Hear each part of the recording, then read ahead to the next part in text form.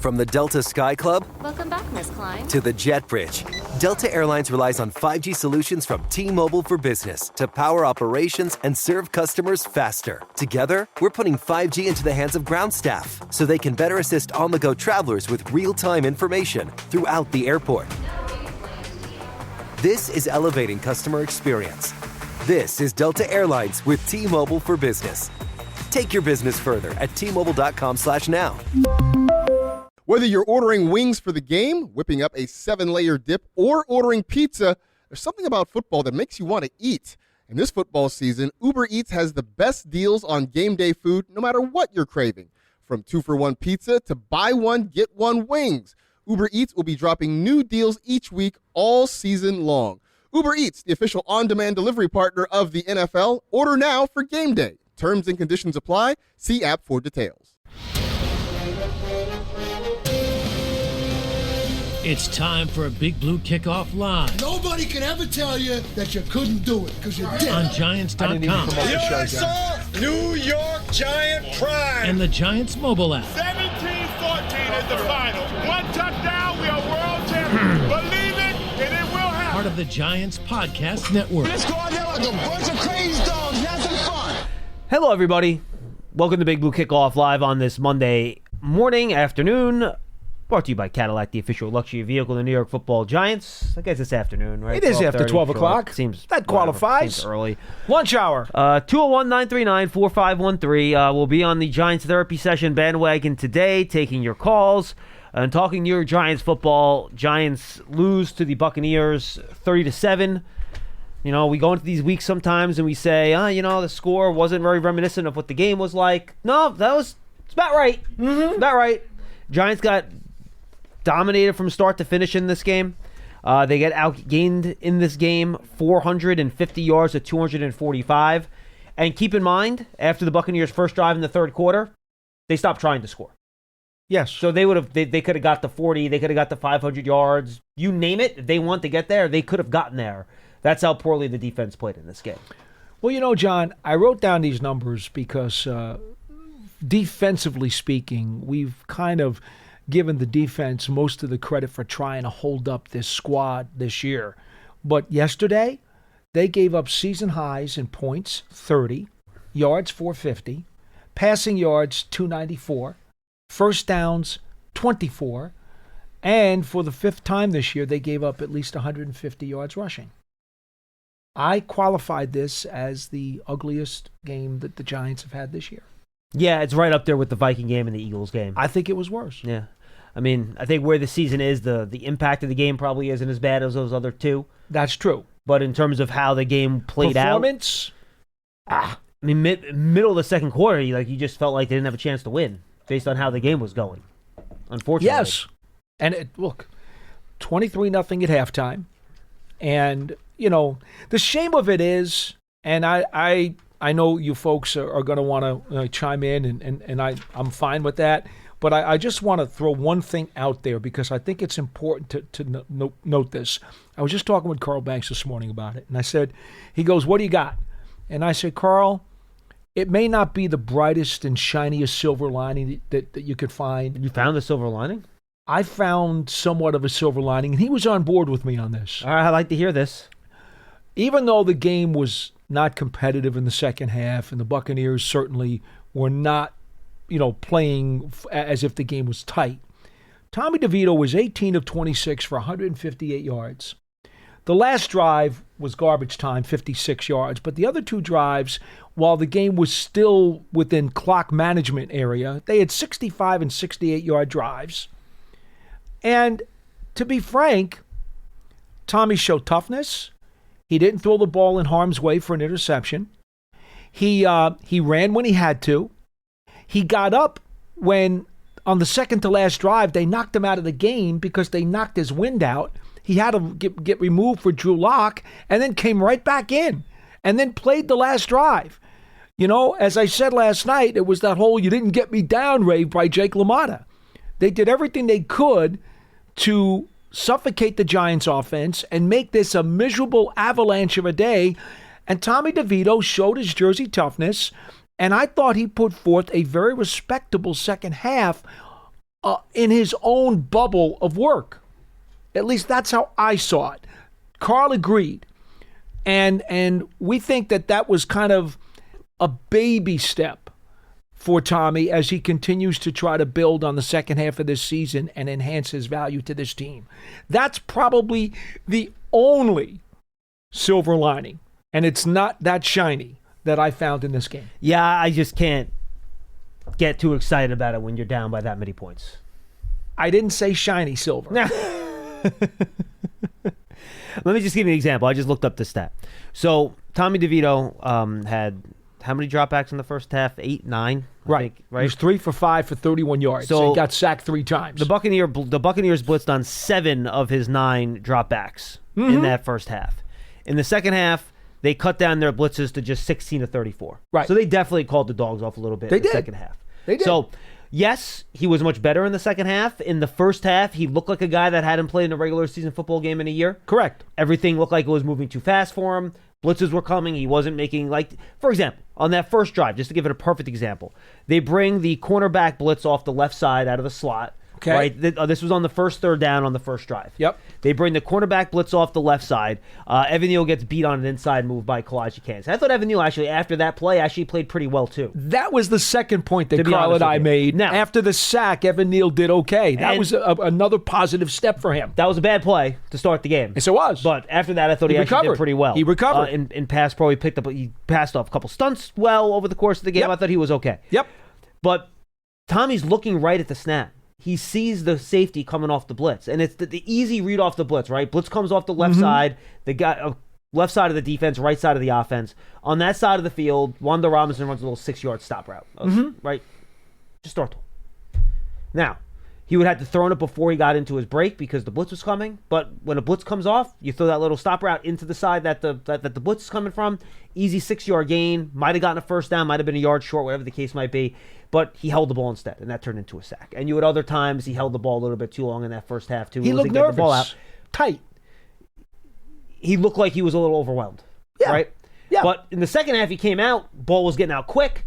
He was getting out really fast, and he did look better. I agree. But again, I don't know how much to take out of that because of what the score was. That's all I'll say about that. Well, there was a back shoulder throw in that second half. Did you see it? Yes. I got excited. Which Malik Neighbors almost managed to drop. I know.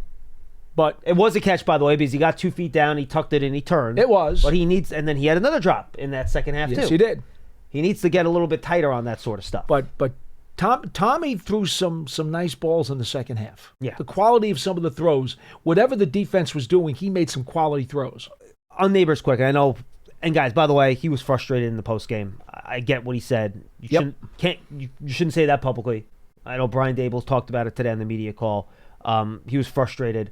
And by the way, it's not like the Giants weren't worried about this sort of thing. They only asked him about it 2 different times, once at the Combine and once when they had the meeting here. We saw that on Hard Knocks. So the Giants tried to get ahead of that problem. But look, he was frustrated after the game, and he said something he should have. I went and I looked at him and Tommy DeVito on every single first half drop back that they had. There was one opportunity to get him the ball in a shallow cross, and that was pretty much it. Everything else, because of blitzes, the route he ran on those blitzes, the coverage, there really wasn't another opportunity to get him the football based on how that first half went with the blitzes, the routes they were running, and how the defense was set up. So I don't know what to say about that. It's only 8, 9 dropbacks. He got the ball in the second half when you had more of an opportunity. You got to move the sticks to get more plays. And the Giants did not move the sticks and did not control the ball. Yeah, in the first half, they were 0 for 4 on third downs, if I remember the number correctly, right? And the Bucs, I believe they converted every third down but 1 or 2. I have the first half stats. They missed the third down, but they converted the fourth down on the first drive. Yeah, so they were, wow, I'm surprised it wasn't better than this. I'm sorry. What do we have here? 4 of 7 on third downs in that first half. And you're right, they had the fourth down conversion on the other one. So right. The Giants cannot get off the field on third down. Same thing in the second half. Bucs scored on 5 of their first 6 drives, including a bunch of ones that had really, really long drives attached to them. I'll give you those drive lengths because they were, somewhat ridiculous. 70-yard touchdown drive, 87-yard touchdown drive, 81-yard touchdown drive, 78-yard touchdown drive. Can't have that. Can't give up touchdowns and scores on 5 of the team's first 6 possessions. No, it was... That's why, for me, it was the ugliest game the Giants had played this year. And again, I understand in context, the season is already, way down the mountain. I totally understand that. But I looked at this and I said, you know what? There was at no time during the course of this game that I feel even the defense was competitive. And that's not what I've seen earlier. Even against Minnesota, they were competitive until Van Ginkel had that pick six. You remember that game? Yeah. Were you surprised in the second half? They got Neighbors going across the field on that little crossing route, and he was one-on-one with the defensive back with like a lot of field on either side of him. Weren't you surprised he wasn't able to make that guy miss and turn it into a big play?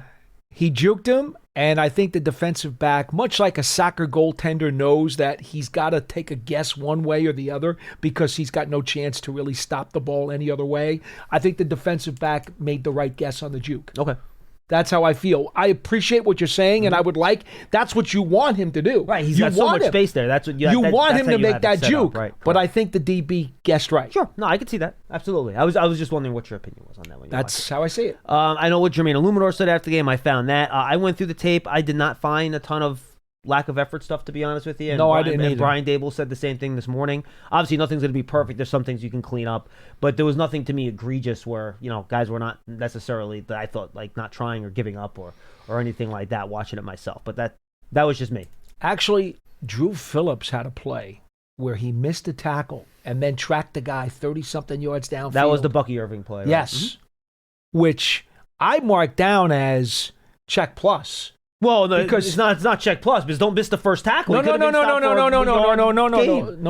Let me finish. Check plus on the effort column. Effort fine, yes. Effort column was check plus. Effort fine. He missed the tackle and then absolutely busted his butt to outrun everybody to try to get down there. What an angle he took too, to get down there and actually to make the play. Again, how many yards downfield? It was, yes, horrible missed tackle. That's an empty box. But effort, check plus. And that's, unfortunately, John, that's a lot of what you look at and you focus on after a game like this. Yeah, and look, a couple other plays. We saw Baker Mayfield have a couple scrambles on third downs. On one play, they played man-to-man. They had Isaiah Simmons set up as a spy, and he just took a bad angle. And Baker Mayfield ran by him for a first down. Yep. We talked about some of the other trends that we've had over the course of the year. The big play differential was once again there. The Bucs had 6 plays with 25 or more yards. The Giants' longest play was 23 yards, just 2 plays of more than 20 yards. Hard to win football games when that's the case. Bring up your turnover stat. Go ahead. And the Giants did not win the turnover battle again. They forced 4 fumbles, only managed to pick up one of them, despite the fact that one was rolling around on the ground for about 3 seconds that nobody seemed to notice. And this is now the 11th straight game, a new franchise record, even going from one season to the next, where the Giants have not won the turnover battle. No. I mean, so disaster with a capital D yesterday. There's no doubt about it. In every which way that you could imagine, the Giants just laid an egg. It was a terrible, terrible game. Again, I'm saying that Tommy DeVito took a small step forward, though, yesterday. I am going to go with that, and I am going to go with Evan Neal doing the same thing, too, because we had questioned after the first game, what was he going to do in game 2? And you know what? So far, I'm going to say he's if you give him a pass-fail college grade, he's passed both weeks. The interior offensive line, I thought, had one of their worst performances in a few weeks. It was rough. Yeah, it was rough. I mean, there's no other way to say it. Yeah, John, and we've seen John Michael Schmitz have issues with power sometimes in the past, and it wasn't just the one Vita Vea play that everyone has seen. There were other plays in there too where you saw him have issues with some power getting him pushed back in the backfield. Yeah. Look, they're going to play a Dallas team on short rest. Dallas just took care of Washington with a very crazy, dramatic finish yesterday. I don't know what to expect on Thursday, but I do know this. They put anything like that on the field down in Irving, Texas on Thursday. On national TV, on Thanksgiving. And it's going to be just as ugly as it was yesterday. Because even though the Buccaneers, I think, are a better roster than Dallas. Well, I mean, they have clearly been a better team this year right. than the Cowboys. Much better team. That's for sure, yes. But you know what? When you play that poorly, you're going to get hammered by another NFL team. That's correct. That's just the way it is. By the way, tip your cap to the Panthers. They were right. Yeah, how about Bryce Young? He played a heck of a game against the Chiefs defense. I know of what happened. I didn't see any of it, but I'm aware of what happened. But again, the magician, Mahomes, right? Magic Man Mahomes.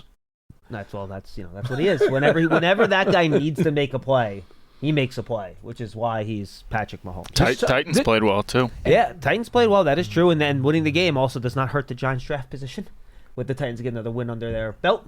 So you can root for all the other teams with bad records to win games. Cowboys winning their game yesterday helped in that regard as well. So if you want to take a look at that, you can take a look at that. I don't bother looking at the other games in that regard. 201. Want to see what we got to do this weekend. Absolutely. 201-939-4513. 201-939-4513. Our rapid reaction is up in the Giants Huddle podcast, guys. We're just going to have 2 episodes this week because of Thanksgiving. I guess it technically is 3, right? Because we'll have the rapid reaction after the game on Thursday. That'll go up on Friday. That'll carry us to the weekend. We have the rapid reaction up today with Madeline and Toomer. And then we are going to have our usual game preview going up on Wednesday. Still working on a player guest for that, and we will figure that out. And BBK. Thank you, Pearson. That'll be Monday through Wednesday this week at 12:30 live every day. And then we're going to be off Thursday and Friday for Thanksgiving. Obviously, game day Thanksgiving. We'll have our live pregame show on WFAN starting at 2:30. So if you need your fill that week, check that out. The Odyssey app, WFAN.com's live stream, you can check that out. And then no BBK on Friday. So then we'll be back on Monday, and then we got 5 more games to go, and you're kind of in the home stretch of the season. So. Yeah, let's hope that the Giants take some of that road mentality. They've won their only 2 victories this year on the road. They're 2-3 on the road, believe it or not. And the Cowboys still have not won a game at home this year. Let's see what happens. Right? I'm correct about that, right? I don't think Dallas has won a home game yet this year, right? No, they have not. They have not, right? I don't think they have not. And the Giants got their 2 victories on the road this year, and I would hope after beating Cleveland and Seattle, at least maybe getting out of here and getting away from here gives them a little bit of a relief, and they can go out there and just try to play free and loose and maybe make something happen. It'd be really nice to beat. Hey, look, Dallas is an extremely beatable team. Before this week against the Commanders, they were playing bad football. Bad football. They trailed by at least 20 points in every single one of their home games this year, I think, except for one. They've been playing bad football. Yes. And to beat an arch rival on national television would be a little bit of a piece of candy. I was going to use a brand name, but I'm not going to do that. It'll be a little piece of candy. Okay, see, a little piece of candy. You're learning. I'm trying. Looking for the best way to win huge prizes during one of the best NFL weeks of the year? Look no further than DraftKings, the official daily fantasy partner of the NFL. This Thanksgiving, you can play free for a $1 million top prize. That's right. Any customer, new or existing, can play free for the $1 million top prize with their next $5 deposit. Make it a really happy Thanksgiving with DraftKings. All customers download the DraftKings app and use code DK1. That's code DK1 to play free for a shot at the $1 million top prize. Only on DraftKings. The crown is yours. Gambling problem? Call 1-800-GAMBLER. In New York, call 877-8-HOPE-NY or text HOPE-NY at 467-369. In Connecticut, help is available for problem gambling. Call 888-789-7777 or visit ccpg.org. 18 plus in most eligible states, but age varies by jurisdiction. Eligibility restrictions apply. Void where prohibited. Minimum $5 deposit required. Reward issued as $5 ticket for November 28 Fantasy Football Millionaire Contest. See DraftKings.com/DFS for details. All right. 201-939-4513. We'll take your calls the rest of the day. Let you guys make your points. Guys, look, we know it's bad. We're not going to argue with you. You can, say what you want. We'll listen, and we'll go from there. Let's go to Hugo in New Jersey. Hugo, what's going on? Hey, guys. Can you hear me? Loud and clear, Hugo. What's up? Hi. Hey. I guess I'm back from a top secret mission. Yeah, I haven't heard from you in a while, Hugo. Yeah. No, but I've been watching the team, and remember in the preseason I said I was going to take a wait and see approach, but frankly, I think you've waited long enough, Hugo. Yeah, the sample size is big enough at this point, and here's I'm going to talk about a couple of big picture things. Here's the one thing that is really inexcusable. This is the 3rd year in a row that the Giants can't stop the run. If you recall, and Len in Columbia, Maryland, joined me in expressing this concern, we said that there was no investment along the interior defensive line in the offseason, and that was going to bite the Giants.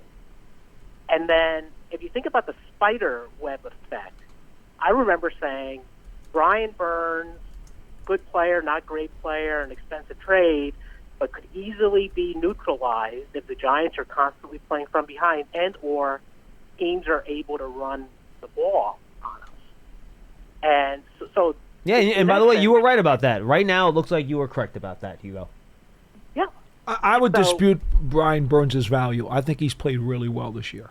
Honestly, I think he's a good. He's better than good. He's a very good player. He is not playing at an all-pro level. Nobody is, especially when everybody around you is like as messed up as they are. Even Dexter Lawrence the last 2 weeks, as he's getting beaten up on every single play, it's kind of hard for him to be that lone shining star on the defensive front. Yeah. But Dexter Lawrence and Brian Burns are the two guys who I would say, man, I salute both of these guys for the kind of years that they have had individually aside from the rest of them. Yeah, I was just more agreeing with this point in that the pass rush isn't allowed to have the impact that it can have because you can't stop the run. That part of it is true. That was the point. But I didn't want to let his Burns comment That's go. fair.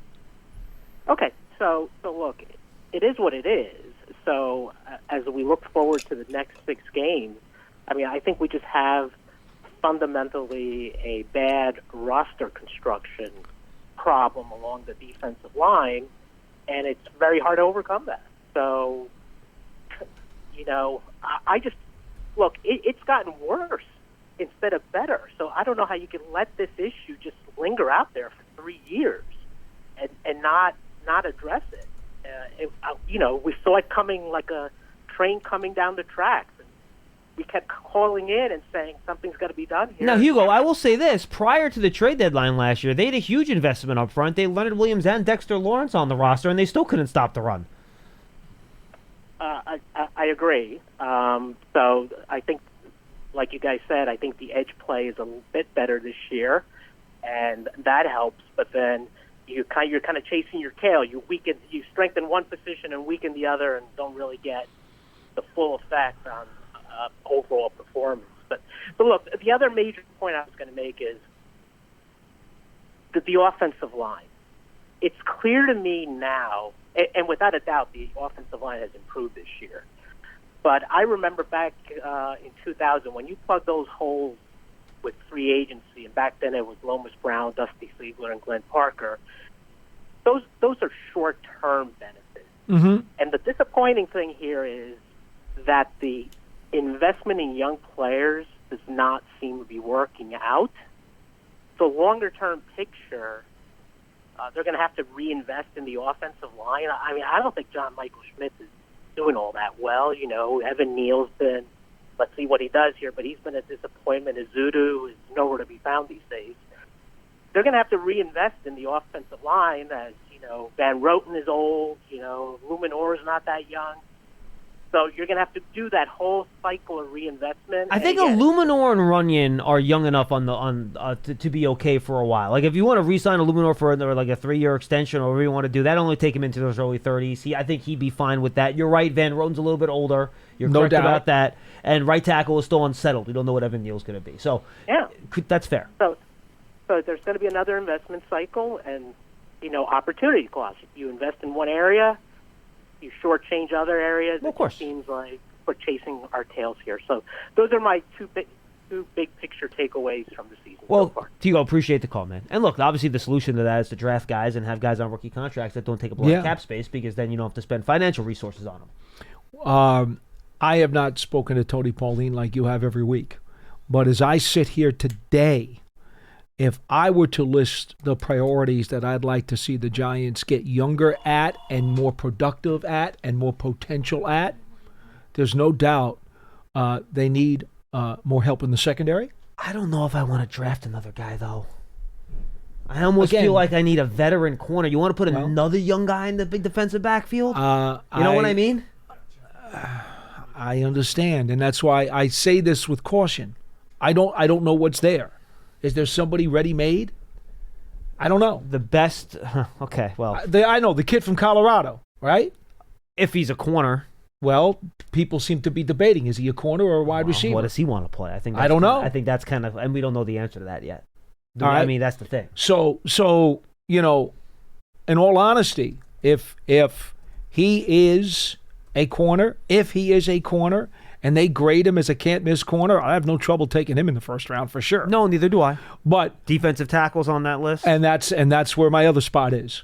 I am most concerned about a nasty. I need a guy with a nasty disposition to be able to play next to Dexter and to be able to get in there and really fight it out in the trenches. And it is a good defensive tackle draft. That's what I've heard. It is. That is true. Now, we knew last year it wasn't so much. It hasn't been for 3 or 4 years, to be honest with you. Yes. But this year is. So get me a defensive tackle, a real stud. And I think, if there is a corner that has absolute positively like, okay, man, this guy's going to be really great, I would be looking there too. Those would be my 2 priorities. Now, because the problem is, John, you know this. If you want to go grab a guy in the secondary off the veteran free agent list, it's going to cost you a fortune. I know. So you can't afford that. I mean, you could get a middle tier guy if you want. That's a stabilizer and not a guy that's a star.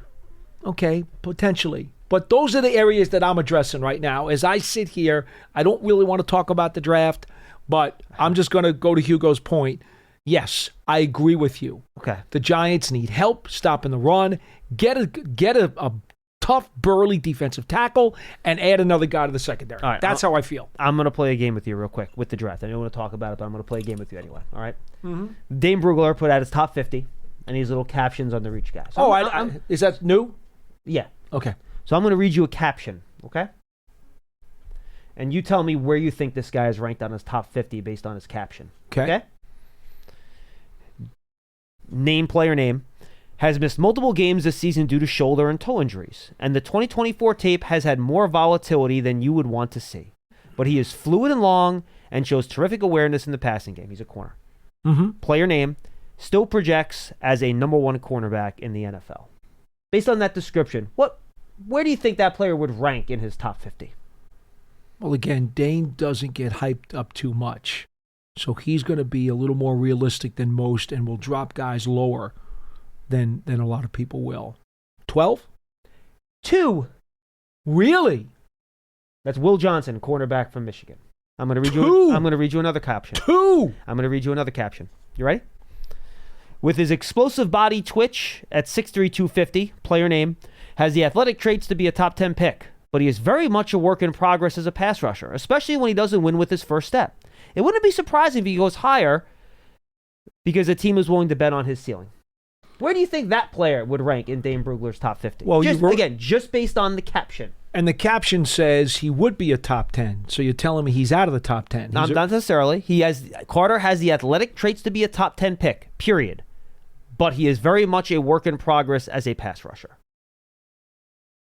Okay, but that sentence says to me he's just outside the top 10. I'm just reading you the caption.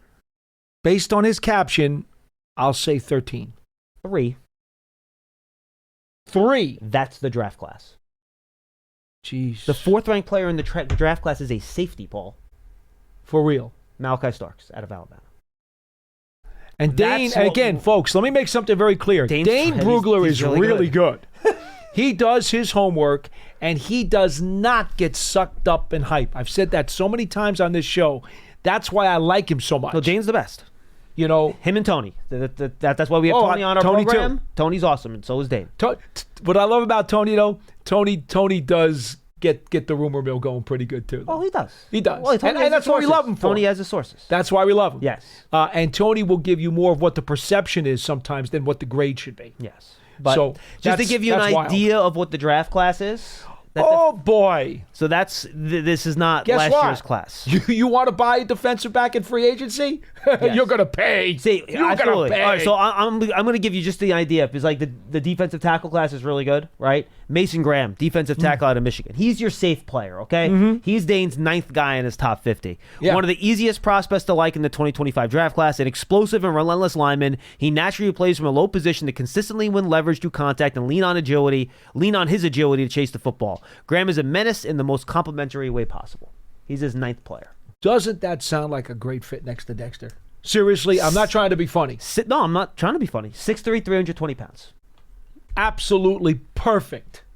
Just That would be a great pairing with Dexter Lawrence. Again, I just wanted to, because I know you haven't done any draft work yet. I have not. I have to do it because of draft season, so Because I try of to the stay show, on top you of have this. to. Absolutely. Yes. So I'm just trying to give you a feel for what you'll be walking into. I've heard as we start doing things, this. but not specific like we've broken down. All right, let's go to David in North Carolina. David, you're up next on Big Blue Kickoff Live.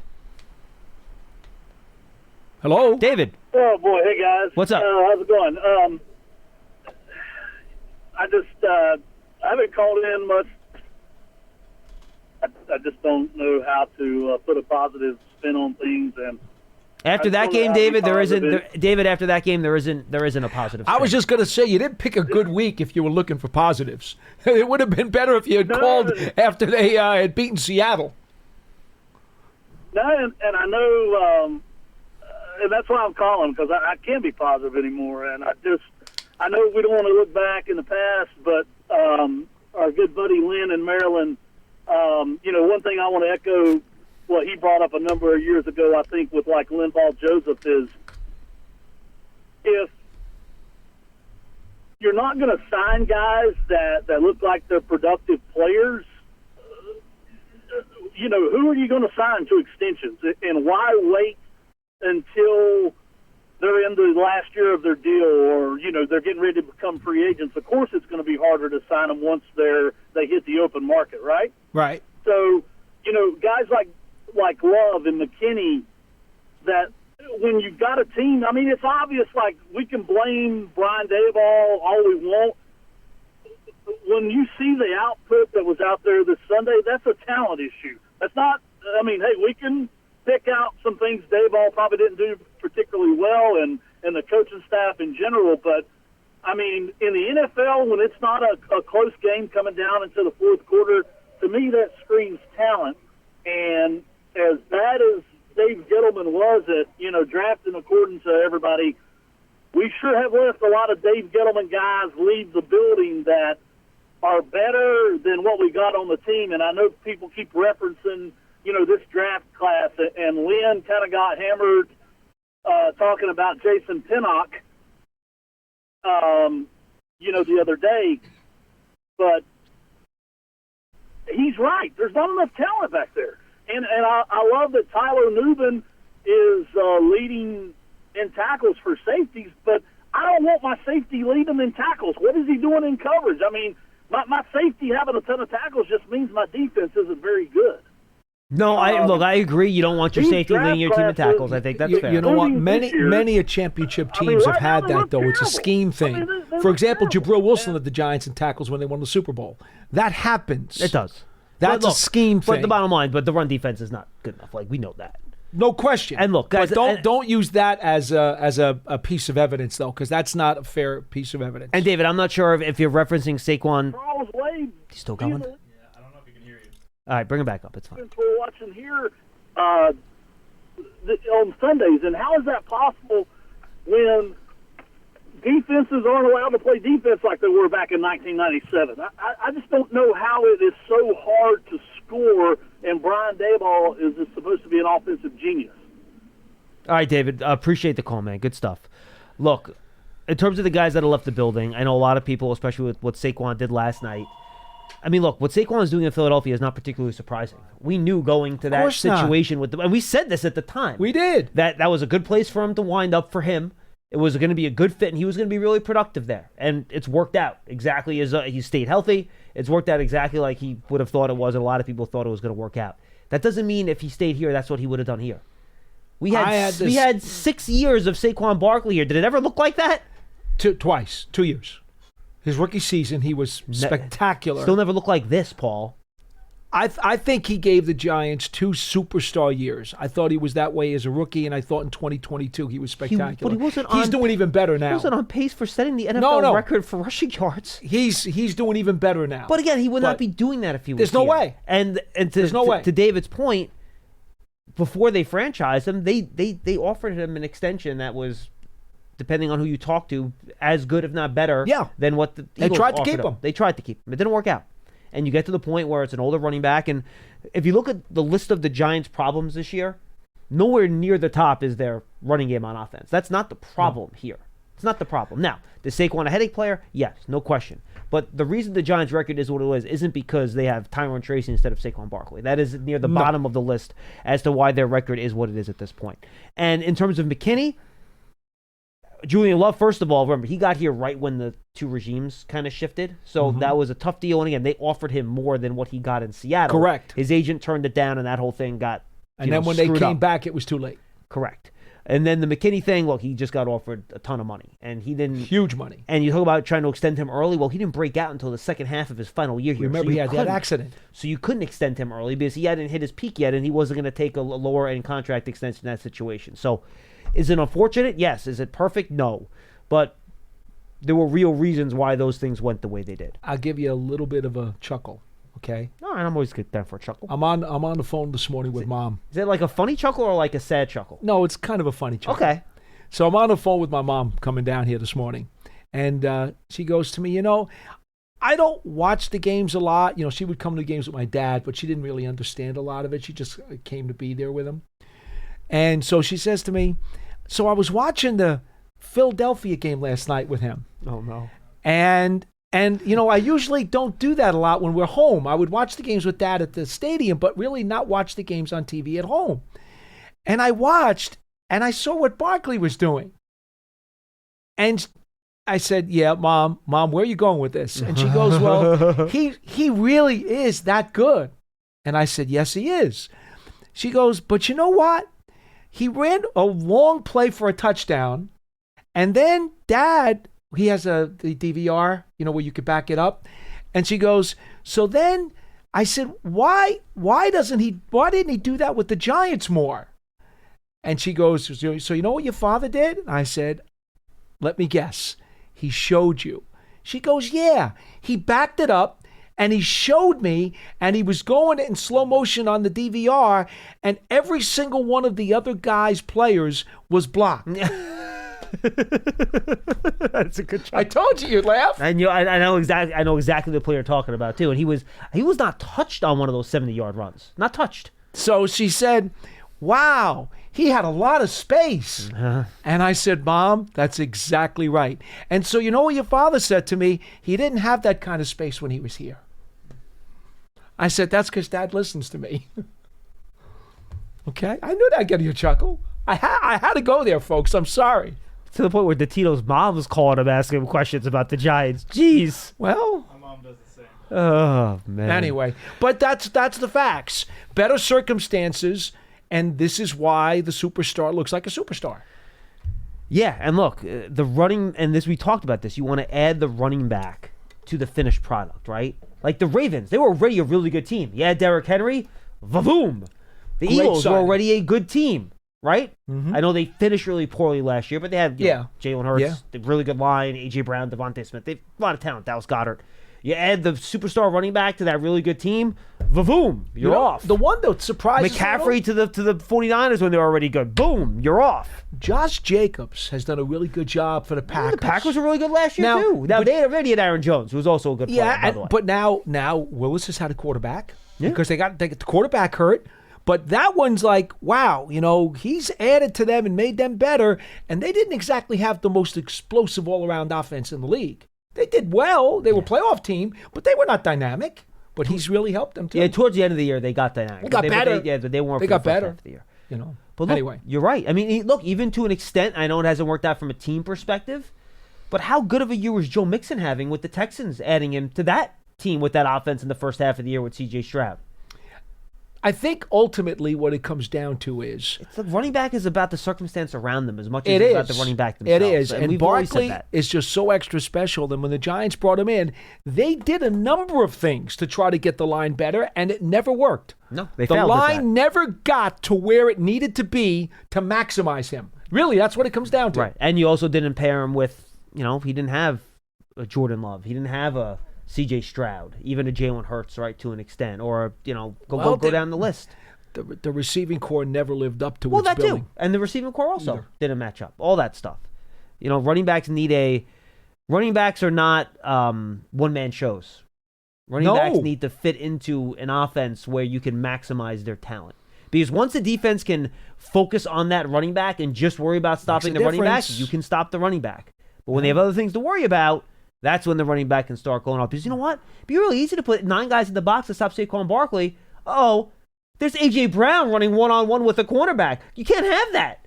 You can't do that, and that's why it works. I said, how many times on this show, you got to have more than one headache player on offense. Yeah, right. If your only headache player is your running back, you got a problem. You got to have another one. You got to make teams pick their poison. If there's just one poison, you can stop the poison. You got to have 2 poisons. Boy, it would be awesome if Tyrone Tracy and Malik Neighbors develop into headache players. That would be so great, wouldn't it? And by the way, I will credit you. And for once, I was the one that jumped the gun a little bit earlier in the year. When we had this conversation, John, do you think Malik Neighbors is a headache player? I said, yeah, I think he is, Paul. And I thought the first 4 games he was headed that direction. He was headed there. But I thought he had gotten there. But then he got hurt, and since he's gotten back, it has not looked the same. No. From the Delta Sky Club Welcome back, Miss Klein. to the Jet Bridge, Delta Airlines relies on 5G solutions from T-Mobile for Business to power operations and serve customers faster. Together, we're putting 5G into the hands of ground staff so they can better assist on-the-go travelers with real-time information throughout the airport. This is elevating customer experience. This is Delta Airlines with T-Mobile for Business. Take your business further at T-Mobile.com/now. It's still only his rookie season. No. This is not me giving up hope or anything. No. I was just saying in terms of where we are right now. Yeah, it's a lot to ask. He's super talented. It's a lot to ask any rookie player to immediately come in, as Banks says, just add water, and then be a headache player, like I say. That's a lot to ask. Hey, look, you look at this receiver class, Paul. We talked about how good it was last year. It's underachieved a little bit. Like Marvin Harris Jr. has been good. He hasn't been great. Dunze's been good, but not great. He's not great. No. Malik His Neighbors numbers are not spectacular. Malik Neighbors was the best of him until the injury, and he slowed down a little bit since then. Right. The best one has probably been Ladd McConkey with the Chargers. He might be the most productive rookie wide receiver. Has Thomas's numbers been good? Yes, he's been hurt the last few weeks, and then Trevor Lawrence got hurt, and Mac Jones. That's not the same. Yeah. But he was doing really well. His numbers were up. His numbers were pretty good. He had a chest injury, I think, and he ended up having he had some issues. Ricky Pearsall got shot. Adonai Mitchell there's been basically the 4th receiver with the Colts for most of the year because Pittman, Pierce, and Downs have played well. Right. Jalen Polk has not been good. Jalen Polk has done nothing. No. 0. Disappeared. Roman Wilson has been hurt the whole year for the Steelers. Absolutely. So we're Xavier Legette hasn't done a ton. Keon Coleman's been good. Right. He's been probably one of the better ones, but he hasn't been great. So we talk about all these receivers and how good they were and how now in the NFL you put a receiver right in, they can explode and be great. It hasn't worked out for this class so far, and we all loved the class last year. Yeah, but that's that yellow flag that says, be careful what you expect as a rookie. That never and look, and I say this, Paul. Rookies are rookies for a reason. You don't depend on rookies. You depend on your 2nd, 3rd, and 4th year players on their rookie deals. That's what you have to depend on. All right, let's go to Len in Columbia, Maryland. Len got called out. He pulled the Charlie, and he called in. Len, what's going on? Hello, Len. That was great, John. You stole my line. Great minds think alike, I suppose. Two mentions, and which ties me for Charlie for most. And Len, by the way, I don't think I had a chance to reply to it, but I did get your text in the 2nd quarter yesterday, and you were not incorrect about that. Oh my goodness, John! If you're the owner and you see your best customers walking out at halftime. Oh boy, yeah, Len. And then I understand your feelings. And then of the ones that were left after that touchdown on the Bucs opening drive of the 3rd quarter, even more walked out. Listen, I'm proud of myself. I'm going to brag. I stayed through the Singletary touchdown, and then I thought, I'm gone. That was it. But I did see a score. Congratulations. I did see a score, a touchdown. Hey, listen, quick thing on that defensive tackle who you guys are enamored with. I haven't gotten into the draft at all.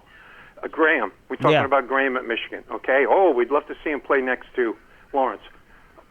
Only if he fits a 3-4 defense. I mean, what? Give me some numbers on Graham.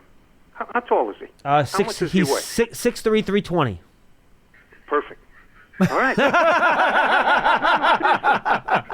In stereo. I don't know why you guys are laughing, because you got to look at, you're playing a 3-4 defense. The guy who plays on the defensive end has got to be 306'4", or don't touch him. There are a couple other guys, Len. His teammate in Michigan, Kenneth Grant, is 6'3", 340. And if you want another big guy, there's a big defensive tackle from Kentucky, Deion Walker, who's 6'6", 345. So you do have, and those are all supposed to be like top 40 players. So there's going to be some really good big boys in this draft class. Okay, but John, those two last guys, the two last guys you mentioned, those are nose tackles. We already got one of those. But if you're between 300, if you're Leonard Williams type, and I'm not bragging on Leonard, but my point is, if you're going to play a 3-4 defense, those ends have to be at least 6'4", and they got to weigh at least 300 pounds. Len, I hear you. You're just so rarely in the base defense anymore. Yeah. I mean, the Giants are in their base defense 6 to 10 times a game. Like, that's it. It's not a lot. It's different these days, Len. Let me quote my good friend Hugo, who gave me a shout-out at the beginning.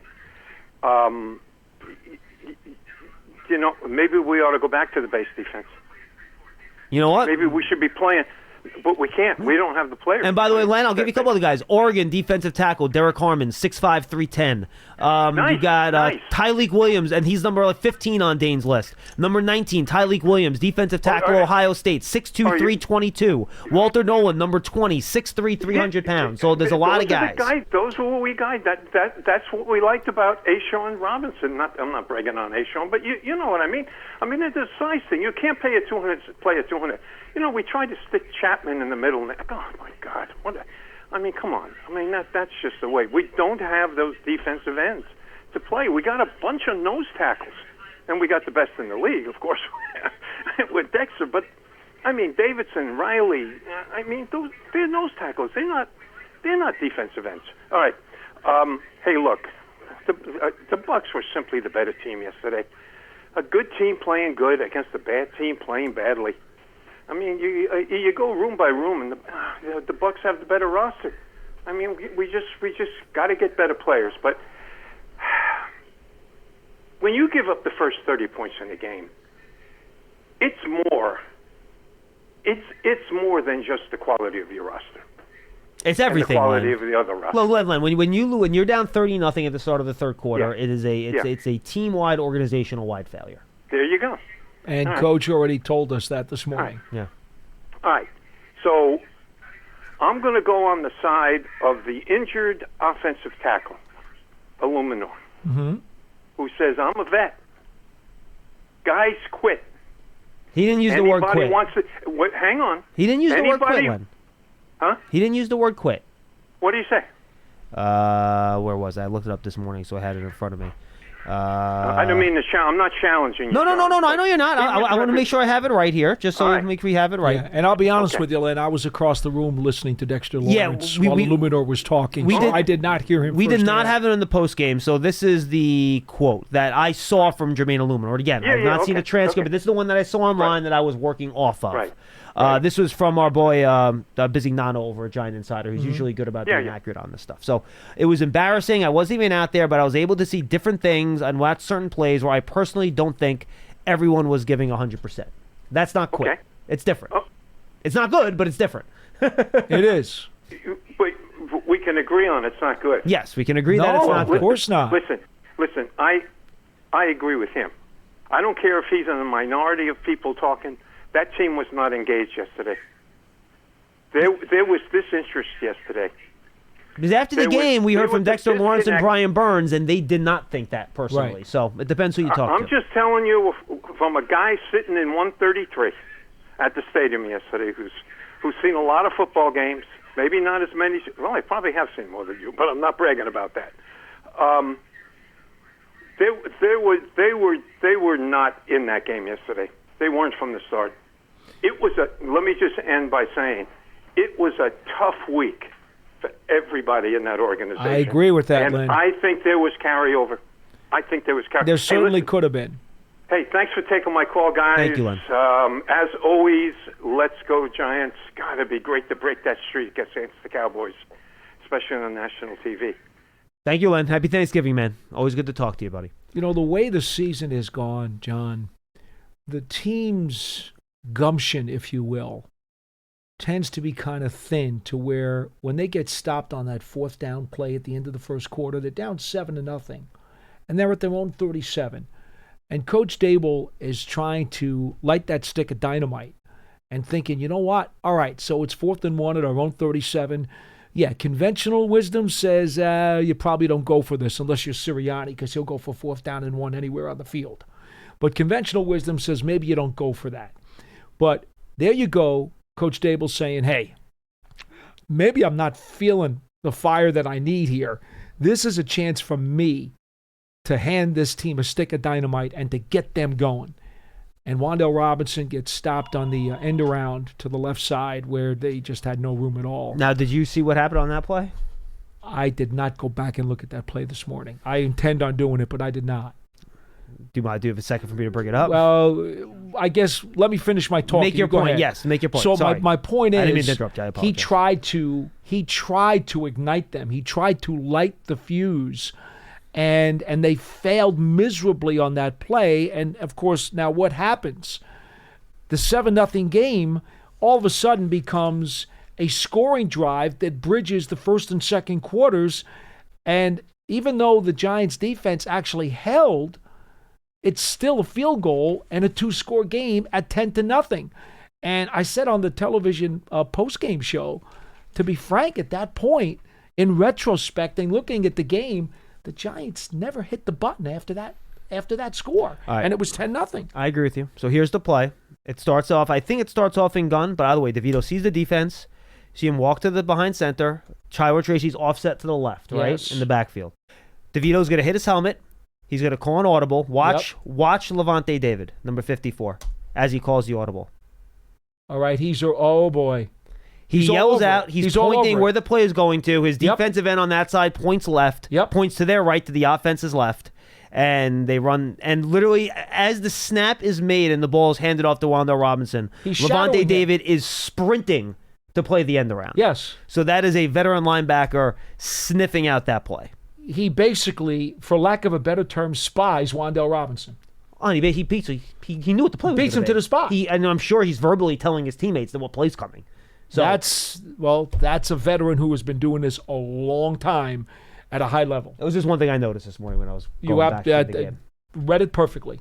And that's another guy on the other side of the ball earning his paycheck, making a play because he gets paid too. Yeah, but we're just not seeing enough Giants make plays like that over the course of the year, which is the problem. No. Let's go to Anthony in New Jersey. Anthony, what's going on? Hello? Hey, Anthony, what's up? Hi. Hey, guys. I normally only call in the off-season. I'm a big draft guy. But I've just, last couple of weeks, I've just been needing to get something off my chest. And, that's why we're here, Anthony. Go right ahead. I went into the season, just dead certain that, at the very least, Shane and Dable should get another year.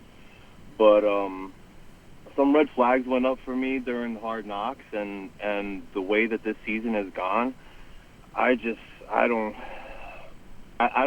think Dayball's the head coach. I mean, this team has regressed. This team has regressed in 3 years, and Shane's a big part of that too. But I don't want to take up too much time, so I just want to focus on Dayball.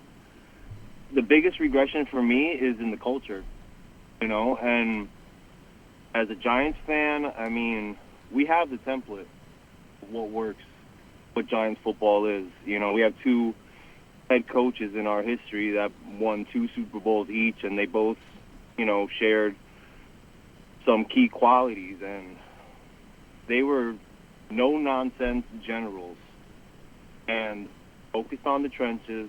They focused on fundamentals, and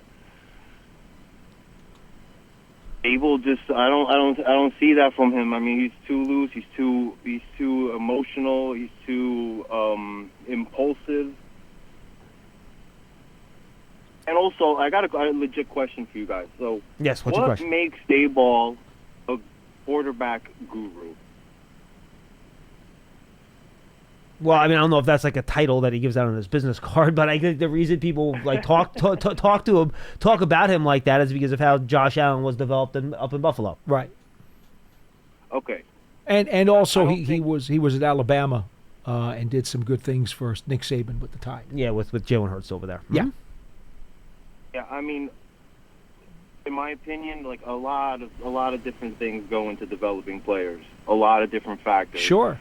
And you to be considered a guru, because I bring up this point because a lot of people are saying, oh, Daboll needs a chance to pick his guy, right? And I think you need to have proven that you can do it more than once to be considered a guru. And if you guys haven't seen, go check out what went down when he was in Cleveland with Colt McCoy. I mean, it was pretty horrendous. The things that went on there. That's not exactly first grade clay that you're looking to mold in Colt McCoy, with all due respect. Well, I know it's Anthony. You say it takes more than one guy to mold a quarterback. That was not the only year the Browns had trouble molding a quarterback over the course of the last 35 years. They've recycled a bunch of them. I'm not saying Colt McCoy was. I'm just saying how his treatment of Colt McCoy, what Colt McCoy said, and even some of Colt McCoy's teammates. I mean, like I said, go check it out if you're interested. It's pretty interesting. But there's a lot of people involved in there's a lot of people potentially that could have been the reason that Josh Allen ended up being Josh Allen, including Josh Allen himself. I think it's kind of odd that Daboll, gets that credit. And I'm not trying to say that Daboll shouldn't get any credit either. I'm just saying to call him a quarterback guru based on Josh Allen, I mean, I think he's got to prove it more than that. But ultimately, again, like, my biggest concern is I don't see a true Giants general type in the head coach position. I mean, look at what's gone on, not just this year, but in previous years. There's a lot of things that Bill Parcells and Tom Coughlin would not have stood for that have happened with this team. Thanks for... Thank you, Anthony. Appreciate it. It is a different era and a different type of athlete.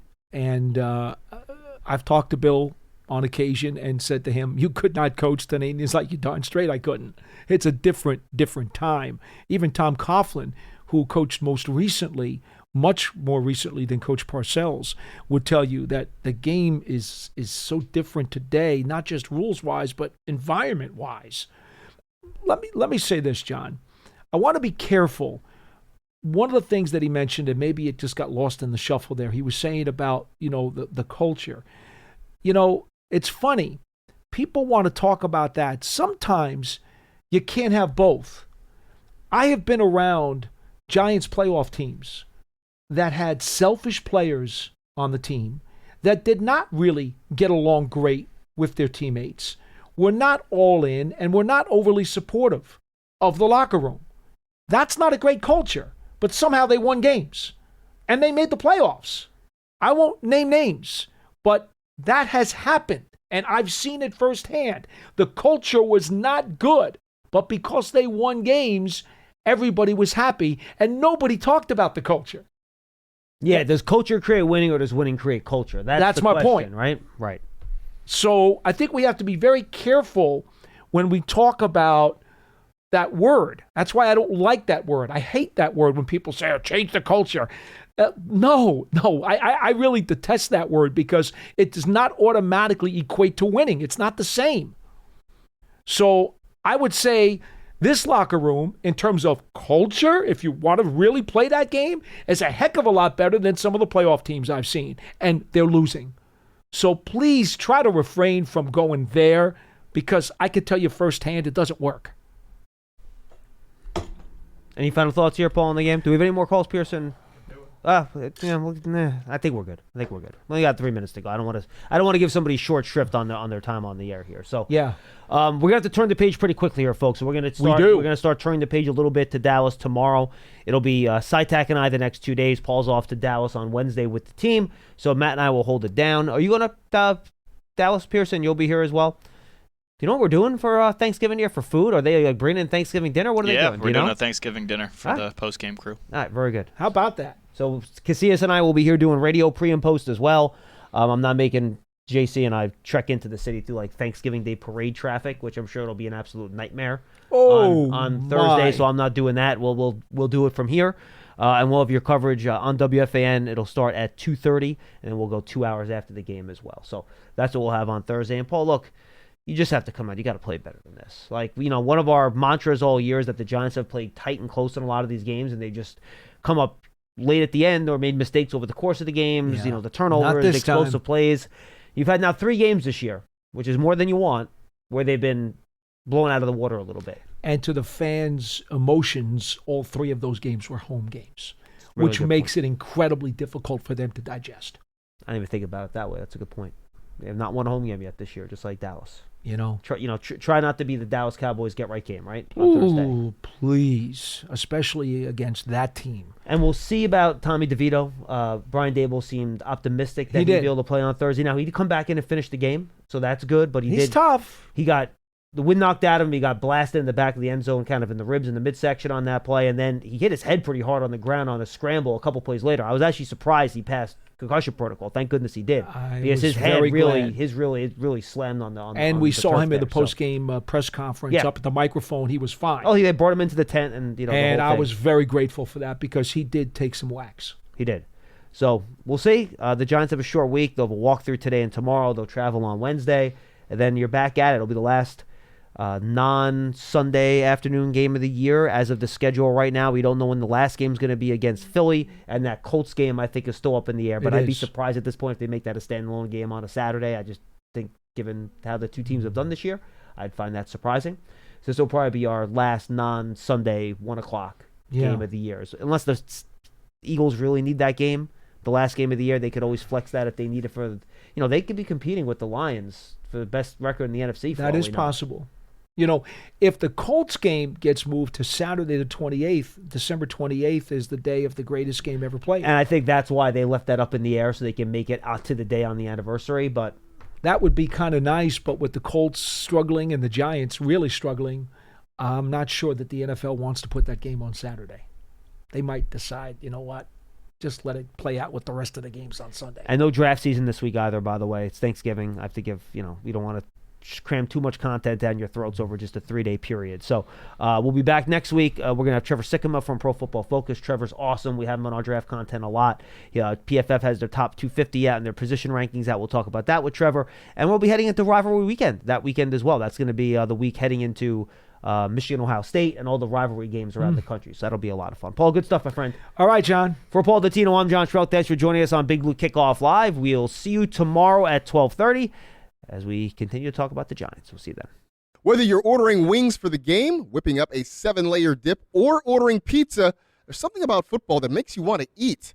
And this football season, Uber Eats has the best deals on game day food no matter what you're craving. From 2-for-1 pizza to buy one, get one wings. Uber Eats will be dropping new deals each week all season long.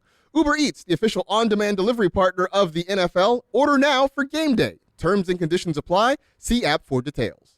Lowe's knows you want to get even more value for the holiday. That's why as a My Lowe's Rewards member, you get new member deals on holiday decor, tools, and more.